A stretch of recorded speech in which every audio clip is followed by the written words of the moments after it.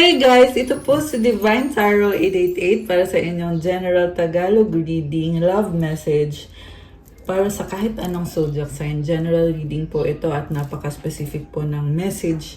So, hindi po sa lahat magre-resonate. Konti lang po ang makaka-resonate. So, diretso na tayo sa reading. May na-ready na akong cards and someone is returning or coming back into your life. Six of Swords, Eight of Swords, Six of Wands, and the Four of Wands. Very strong energy of air sign, Gemini, Libra, Aquarius, and fire sign, Aries, Leo, Sagittarius. Although this can be any sign. And merong earth sign, Capricorn, Taurus, Virgo. So, hindi na kayo nag-usap nitong taong to, pero ngayon ay gustong makipag-ayos sa'yo. Merong distance, so LDR, ayan. And then, marami din siyang inayos sa sarili niya. Itong si Knight of Pentacles. Very practical na energy. At like I said, merong pagbabalikan or at least itong taong to ay gustong bumalik sa buhay mo. Pero andun yung nakakaramdam siya ng takot tsaka overwhelm. So, very emotional kasi eh. Pero at the same time, nasa isip lang itong takot na nafe-feel nitong person na to. Parang nakatali, ayan. And nakatrap siya sa sarili niyang pag-iisip at feeling niya marami din siyang hindi nalalaman o hindi nakikita. So there is victory and stability sa connection na to. Alam mo, gustong mangyari itong taong to ay isettle ninyo kung saan kayo hindi nagkasundo. Kumbaga, move forward and enjoy your life together. May nakikita akong commitment. Yung iba sa inyo ay kinasal kayo sa taong ito. Kung hindi naman kayo ay kinasal, pero there is already a stable connection and merong castle or bahay. So, ayan, there is happiness and stability sa nakikita ko, guys. So, mukhang malaking misunderstanding to, pero ngayon, you are being called towards this person or baliktad, siya yung gustong-gustong mag-reach out sa'yo or lumapit sa'yo para mangyari itong reconnection, reconciliation. Okay, Page of Rods. Medyo nahihiya siya. Okay. Tingnan natin. Nagkaroon siya ng change of heart eh. May nagbago sa kanya. We have Queen of Rods and the Empress. Oh my gosh. Alam mo, sinasabi dito, mahal ka nitong taong to sa totoo lang. Nag-a-adjust siya sa'yo kahit feel niya na magkaiba kayo at mahaba yung or very understanding. Ayan, Englishin ko na lang para mas madali. Very understanding siya at ayun, nauunawaan ka niya at mahal ka nga niya. Yung iba sa inyo guys, pwedeng may kadi kayong nanay or baka ikaw yung nanay, may anak kayo or something, but the energy is very motherly, very feminine. So ano bang energy pag feminine, 'di ba? Yan yung maalaga, malakas ang intuition, mapagmahal, and this is someone na taking action and responsible. Okay, may shield din siya eh. So this is someone who knows their boundaries. Baka may kadikang Libra or Taurus. Again, nandito yung fire sign, Aries, Leo, Sagittarius. Pero kahit anong sign naman pwede dito. So, nag-a-adjust siya sa'yo eh. Hindi ka niya ma-resist. And, siguro, matagal na tong connection na to. Or, nag-mature na tong taong to. Kasi meron siya nitong The Empress card. Also, nakikita ka din niya as someone na sobra niyang nire-respeto at hinahangaan. Okay. Ace of Pentacles, may offer, bagong simula, pwedeng financial, and very stable ng offer. Alam mo, mahal ka nitong taong to. Remember, hindi to sa lahat magre-resonate. Baka kasi meron dito nanonood na hindi kayo okay ng person nyo at alam nyo naman na hindi kayo mahal. Well, hindi po ito yon. Okay, kasi yung nasagap natin dito ngayon is someone na totoong nagmamahal sa'yo. So, I mean, like I said guys, hindi sa lahat magre-resonate to. So, yeah, pwede niyong panoorin yung ibang reading kung hindi ito yung para sa inyo. Okay? Kasi itong nakikita ko na person na ka-deal mo, willing siyang mag-take ng action at merong travel o pag-uusap with this Eight of Wands. So much sincerity yung nakikita ko. Oh, look at that. The star sa bottom of the deck. So, takpan ko lang kasi yung image ay walang suot yung person dito. So, the star is all about healing and waiting. 8 of Pentacles. Busy sa work. Oh, this can be first of all, Aquarius energy and Earth sign, Capricorn, Taurus, Virgo. Very practical na energy.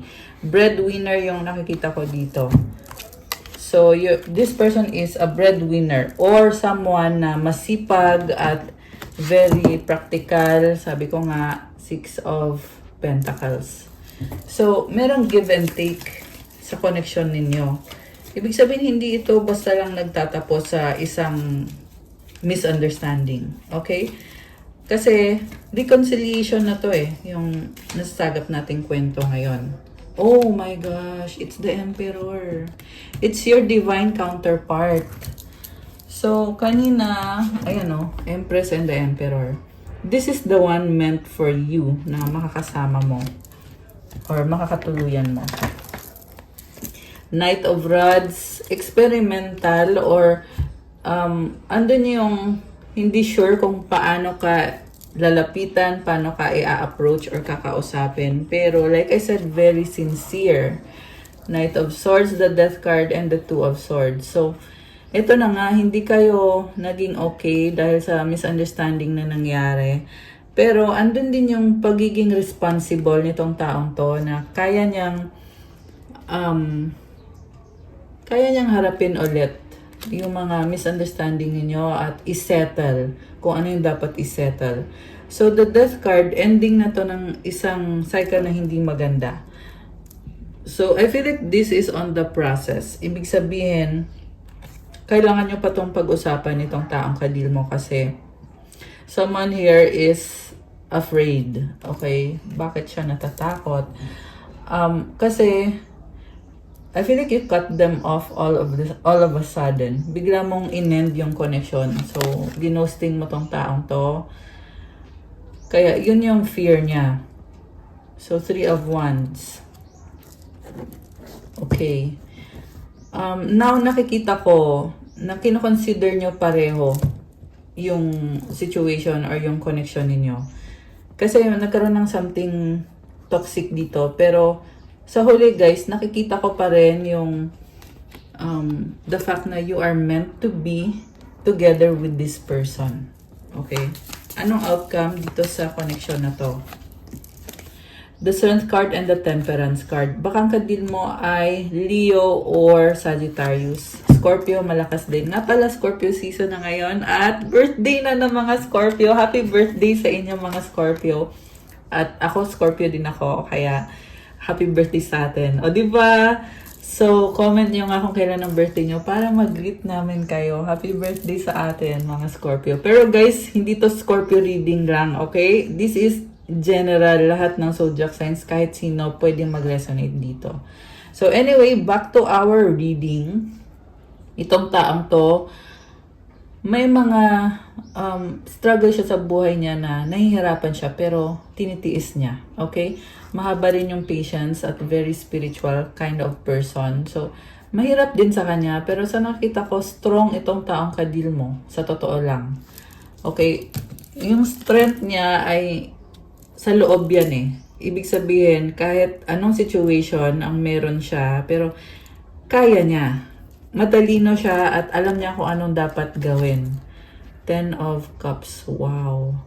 So, it's like kasunduan. May deal kayo na, sige, ito yung gagawin mo, ito yung gagawin ko. So, let's meet halfway. Magkaroon tayo ng kasunduan para maging masaya lahat.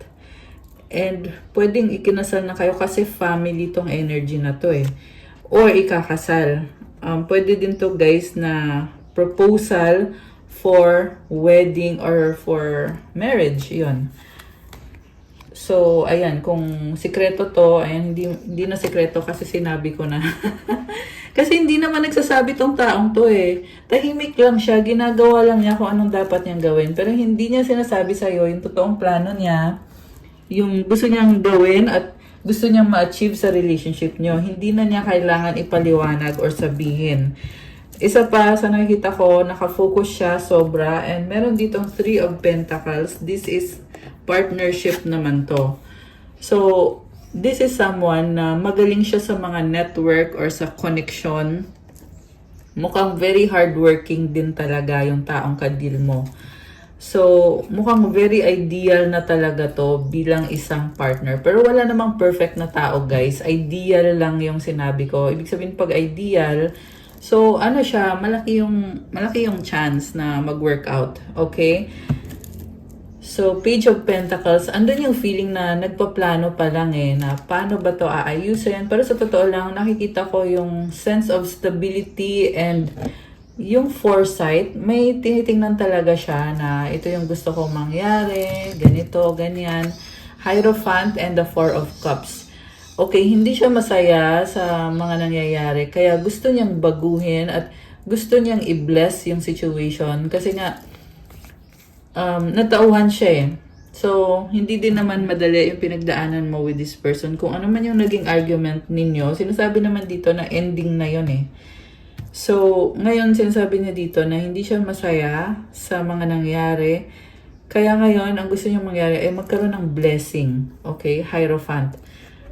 So, yung blessing na yon, ibig sabihin is magre-reconcile na kayo or tanggapin nyo na ang isa't isa na para buo. I'm hearing buo ang pamilya. So, siguro nga may anak na din kayo. Okay? Or siya, may anak siya. So, I'm hearing also na marami na tong pinagdaanan sa buhay. Hindi basta-basta tong taong to. The Tower is here. Page of Cups and the Two of Cups. Okay. Alam mo, with this Tower, ang nakikita ko dito, nagkagulo malaking gulo. Pero sabi ko nga kasi, this person is coming from a vibe na very positive, sobrang good vibe. And with the Page of Cups, tsaka Two of Cups, this is definitely reconciliation. May offer na magkaayos, mag-usap. Ayan. Seven of Cups and the King of Cups. Mahal ka nitong taong to. Very competitive din siya. King of Swords. Matalino, competitive. Ace of Swords. Oh, wow. Seven of Pentacles. Oh my gosh. Alam mo, feel ko dito, hindi kayo masyadong nagka-understanding sa communication or miscommunication yung nangyari. Kasi okay naman yung intention nitong taong to. At iniisip ka niya, okay. Oh, ayan, yung tungkol sa conflict na lumabas dito sa reading. Actually, may ibang tao din lumalabas dito na involved. Okay. So, mukhang pwede yan mga in-laws or mga parents. Queen of Pentacles, the Sun, Page of Swords.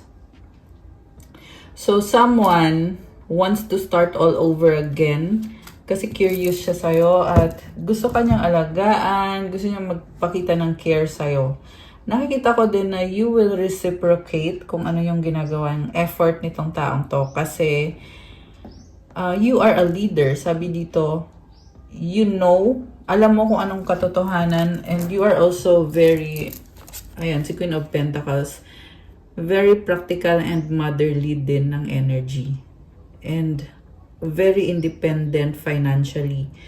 So, malakas ang confidence mo sa sarili mo kasi alam mo kung anong worth mo, anong value mo.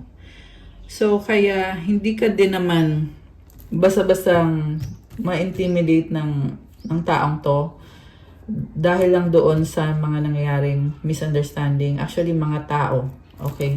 May mga iba pang involved dito. Okay, so gusto kong tingnan ngayon.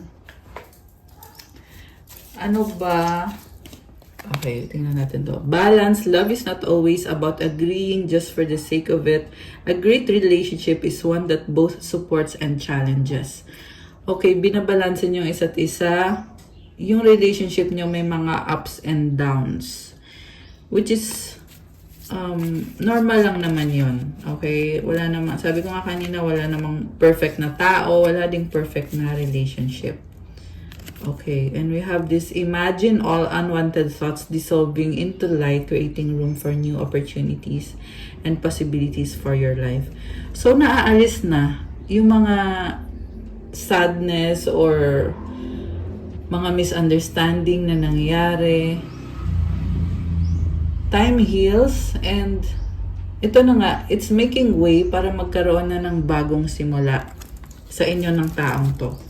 It's already an ending of a cycle na hindi naman talaga meant to happen. Ibig sabihin, hindi meant na masira itong pamilyang to or itong connection na to.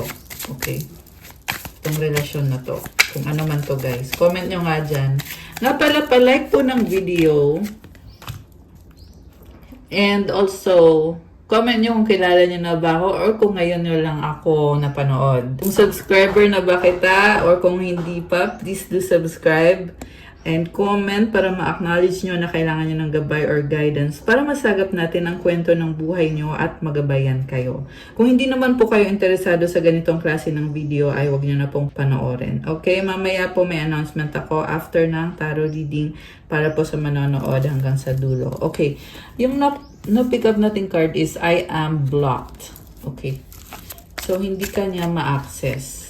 Okay, I can't make a decision. How could you ever forgive the mess I've made? Oh my gosh. Alam mo, kaya din nasa-challenge itong taong to kasi alam niya yung value mo eh. Binlock mo siya at gusto niya ngayon i-unblock mo siya at patawarin. I wish I could understand you. Oh, okay. Hindi ka niya naunawaan. It hurts so much. Ayun na nga yung sinasabi ko na misunderstanding. Painful memories, you were right. Oh my gosh. Mukhang may trauma pa to or past life trauma or memories, and sinasabi niya na tama ka kasi hindi niya alam na may ganun siya. Ikaw yung nagpa-realize sa kanya na meron siya niyang trauma na yan. I need to hold back my true feelings for you. So mukhang kinakalma niya yung sarili niya. I am stuck in visions of us together. I will leave, will you leave me like the others? Okay, mukhang iniwanan mo siya. Or maraming nang iwan sa kanya at ayaw niyang mangyari yon. Pero sa totoo lang, this is someone na merong maturity. Kaya nga, sinasabi niya na you were right. Tama ka. Tama ka na nagkamali ako. At tama ka na, ayun, yung tungkol sa painful memories. Siguro nga nasasaktan pa rin itong taong to. The way I have treated you was wrong. Okay, may pagsisisi, guys. Yung treatment niya sa'yo, talagang nagkamali siya. So, inaamin niya yan ngayon dito. Kaya naman pala, very clear from the start na ang gusto niyang mangyari ay bumalik siya sa buhay mo. At magkaroon ng balance, stability, and victory, success, reconciliation. I can't do this right now. Drama. Don't treat me the way you do. I don't deserve it. So, dramatic man yung nangyari, pero I can see na the person you're dealing with is taking responsibility for it. Okay. Ano pa ang mga mensahe na gustong iparating nitong person na ito? I don't believe you. Siguro nga hindi ka niya pinaniwalaan. I miss you. Okay. So, hindi ka niya matiis. Everything reminds me of you. Iniisip ka niya. Oh my gosh, guys. Oh my gosh, sobrang nakaka-touch. Grabe. Napaka-pure ng intensyon nitong taong to. Alam mo yon, ramdam ko yung lalim ng koneksyon. Sobrang nakakaiyak. Okay? Mahal ka niya. Unconditional na klase ng pagmamahal. I feel betrayed. I'm tired fighting this battle.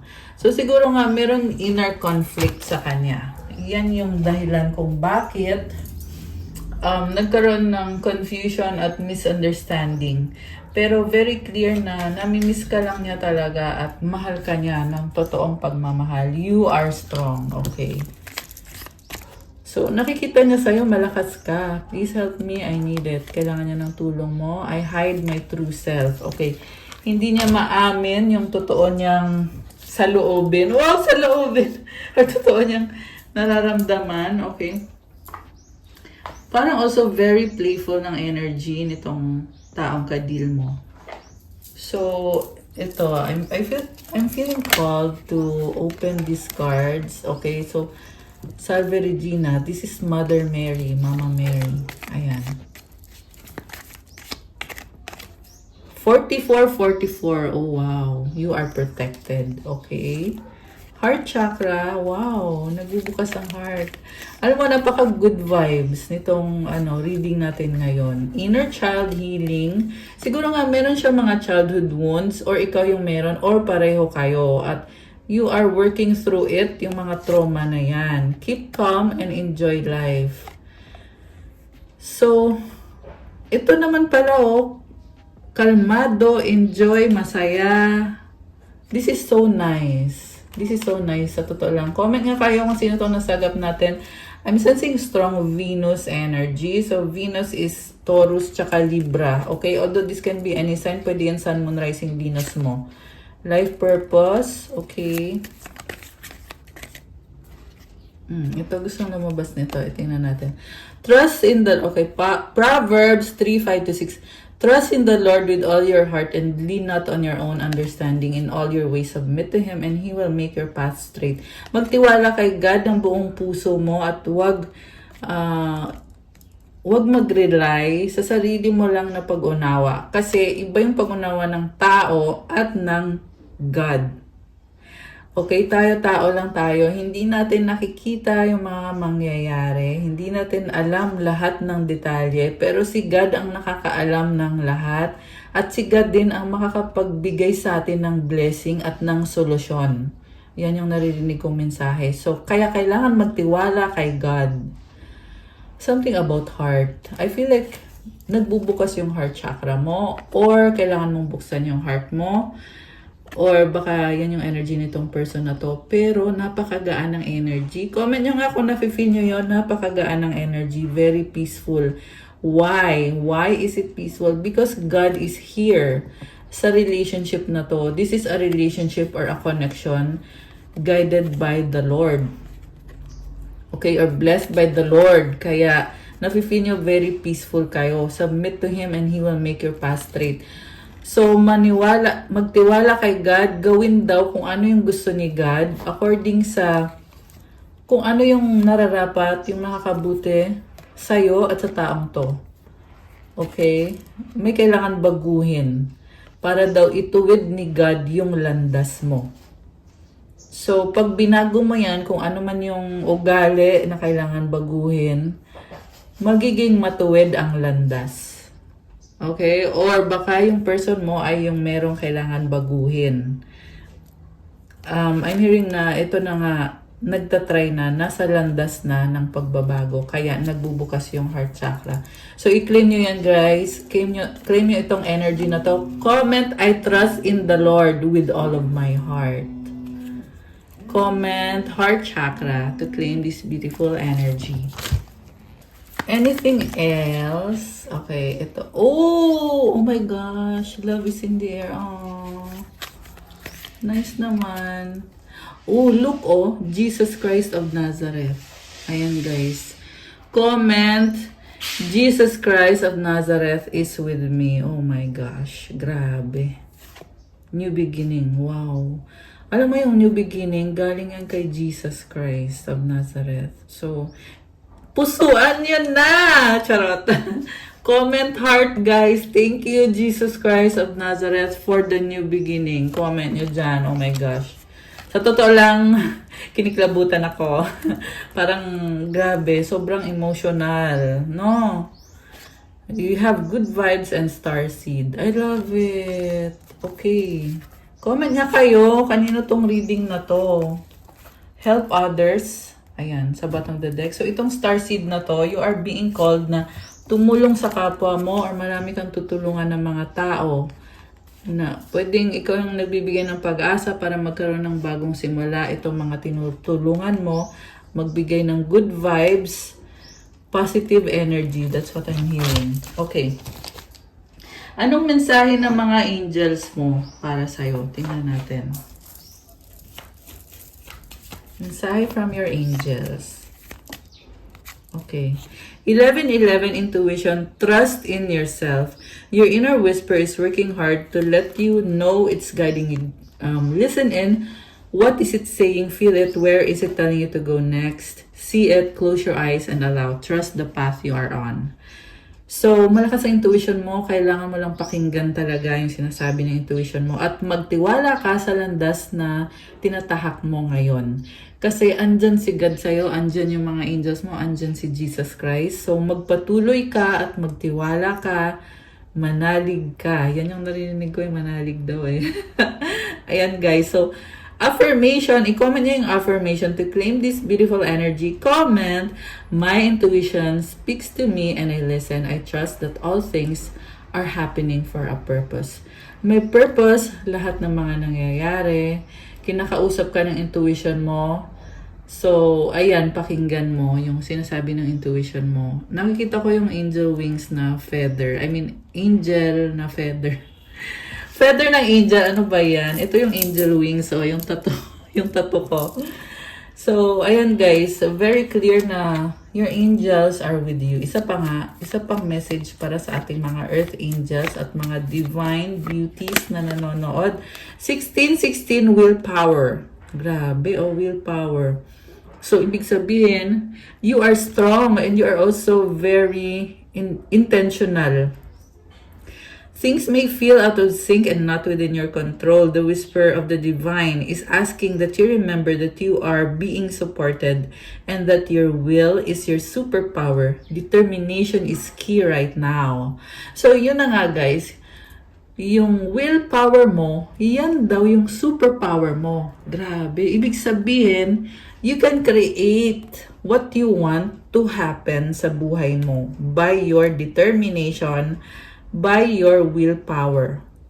Affirmation. So, i-comment nyo yung affirmation to claim this beautiful energy. Comment, I call on my strength and willpower to take the lead. I accept and listen to the support of the divine within me. Wow, guys.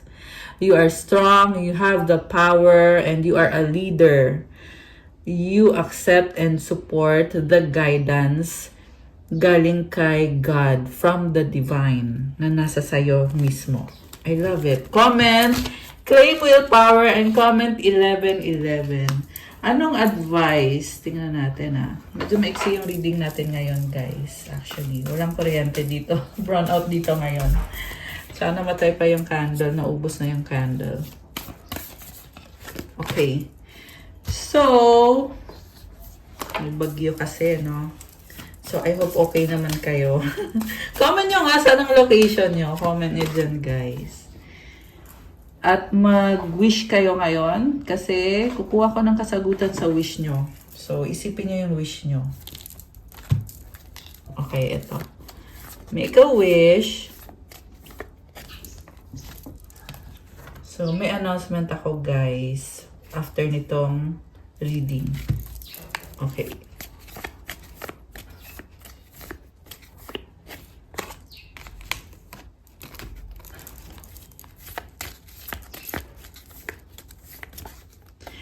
Okay. Daming cards na gusto mong lumabas. Ready na ba kayo? Nabuksan natin ang sagot sa wish nyo? Comment ready now at bubuksan na natin to. Comment nyo dyan, bilis. Okay, so wait lang guys. Gusto kong i-clear muna yung table. Alisin ko muna tong mga to, okay? Ayan. Ay, wait. Sana yung cards? Ibalik natin. Ayan, ito na yung cards at yung candle natin. So, okay, ito na guys. Ready na ba kayo? Nabuksan natin ang sagot sa wish nyo? Comment ready now, bilis. At bubuksan na natin to. Comment kayo dyan ang hindi mag-comment. Ang hindi mag-comment, wala lang. Okay. So, tingnan natin. Ang sagot sa wish mo ay... Oh no, it's a no for now. At kung kailan mangyayari ang wish mo, you are ready. At ang advice sa'yo, look for a sign. And listen to your intuition. Siguro nga, nag-no ka dito sa wini-wish mo na to. Pero ngayon, ready ka na daw. So, I feel like divine timing is at work. Kung ano man tong situation na to, connected sa reading natin na wini-wish mo, kailangan mo daw manghingi ng sign at pakinggan mo yung intuition mo. So, siguro nga binabaliwala mo yung intuition mo. So, pero ngayon, handa ka na at actually, this is a transformation. Kita mo, itong si Jesus or angel ba to? May hawak na lightning. So, it symbolizes ending of a cycle na hindi nag-work out at dapat nang alisin or dapat nang baguhin at kailangan mo ng guidance galing sa angels mo or pwede din naman tong energy ng person na ka-deal mo. Kasi sabi dito, listen to your intuition.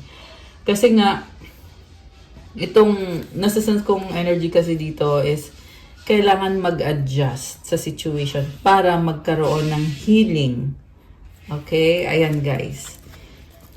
So, yung advice, di ba? Kakasabi ko lang, divine timing is at work at ito din yung lumabas na advice. The divine brings things in the timing that we need. Nothing comes before we are prepared, nor leaves too early. May I always trust in your perfect and holy timing, dear Lord. So, itong divine timing, galing kay God yan. Wala daw nangyayari nang wala sa timing. So, mangyayari din kung ano yung pinaplano ni God talaga. So, magtiwala ka na meron itong divine timing na to. It makes things happen. Kasi tingnan mo tong card, madilim, di ba? Pero, ang daming liwanag. Yan yung mga stars na nasa paligid. So, it's not the ending. It's just a transition. Yan yung naririnig ko, guys. And you have despair. I need your divine intercession right now. O Great Spirit, lift this darkness from my soul. Free me from this burden. Open me to your highest plan. May I be a peaceful vessel for your love. Alam nyo, i-screenshot nyo na to, guys. This is actually a prayer for divine intercession. And this is a manifestation. So, kung nagsastruggle ka, huwag kang mag-alala. Kaya meron kang struggle na ganyan.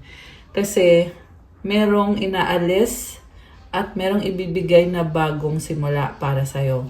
So, just pray to God. Okay? Tsaka yung burden mo, kailangan mo ding isurrender.